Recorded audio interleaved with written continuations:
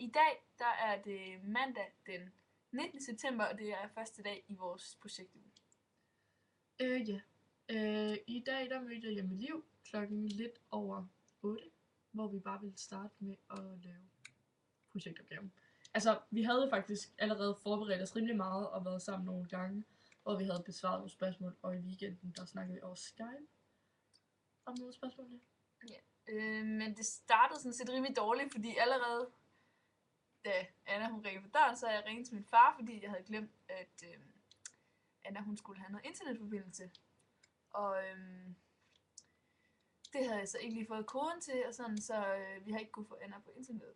Så derfor så var Anna nødt til at arbejde på vores iMac, vores hjemmecomputer. Men altså det fungerede meget fint, og vi endte med at bruge det her USB-stik til at få filerne over på min computer, så jeg kunne lave spørgsmålene færdige.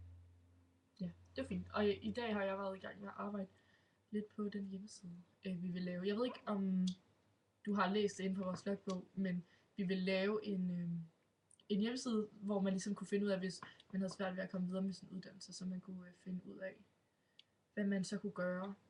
Så vi har lavet en test, og så har vi været i gang med at lave besvarelser på ligesom testen i dag.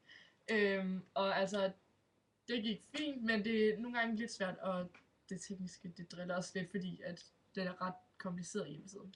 Men vi har fundet ud af det, og vi har ikke brug for Kias hjælp længere. Og han er snart færdig. Ja.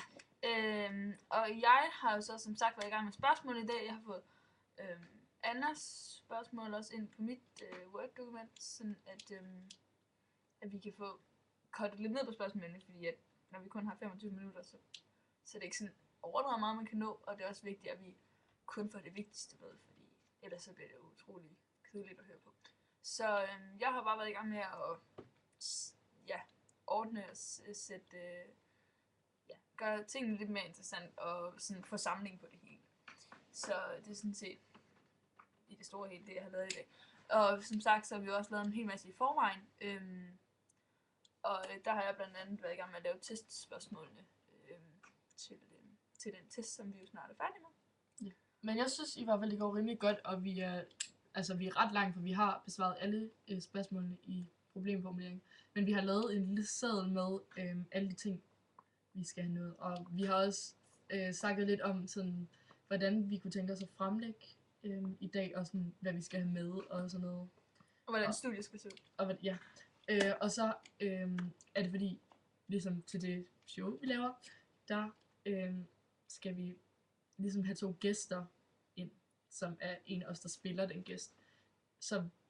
Og en af dem, det er en arbejdsløs. En arbejdsløs, og en af dem er en partileder, så vi har også været i gang med ligesom at opbygge lidt den mening, vores parti skal have. Og vi har startet på en lille folder til vores parti, som vi deler ud. Så langsomt så er vi sådan i gang med at opbygge partiet og sådan, og vi har så kommet frem til, at det hedder Fælles Front. Ja. Og vi ved ikke, altså det er jo noget med, sådan noget med fællesskab, og man skal hjælpe hinanden og sådan noget. Men de synes også bare generelt, at det lød godt, og ja det virker sådan rigtigt. Og jo flere gange man siger det, vi har snakket om, jo bedre lyder det. Så. Ja, og vi har fået lavet et logo til vores parti, og det er sådan et øje. Yes. Men vi ses i morgen. Hey, nej, vi skal lige fortælle, at vi skal til skolefodboldtræning nu, så vi kan ikke nu at lave mere. Men jeg sover hjemme med Liv, så vi kan også lave noget i aften og i morgen og alt det der. Så jeg ikke skal til at cykle herhen i morgen igen. Så super. Det var alt. Glæder jeg til i morgen. Ja. Hej hej.